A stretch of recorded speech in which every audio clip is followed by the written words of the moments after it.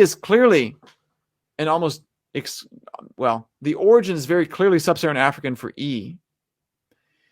B and A are a map of B, but B is found throughout at low levels in sub-Saharan Africa. There's an ancestor that D shares with B and A. You look carefully at this diagram, the origin of D is nestled firmly within a whole bunch of sub-Saharan African groups, which implies that it's almost certainly the origin of D itself. Why does D have members who still have an African appearance? Because it looks like on the tree that D was originally African and that it came out of Africa at the very early stages. Some of the people, descendants, landed in the Adamese Islands and retained an African appearance.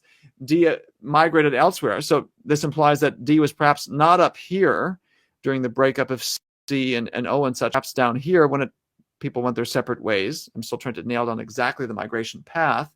But D ultimately looks like it's African in origin.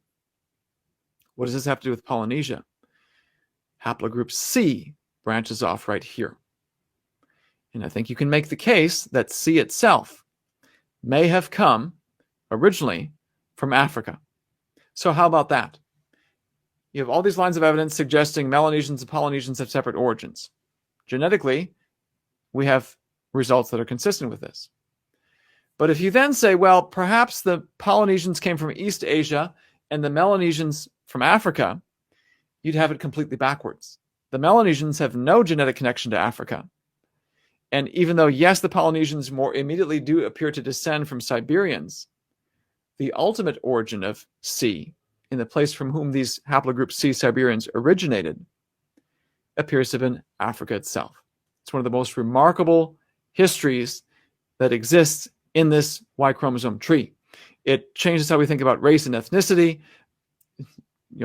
Black Polynesians, that would almost be an appropriate term for what I've just described. And it's yet one more example of the so-called races changing multiple times in human history. Now, there is still more research to be uncovered in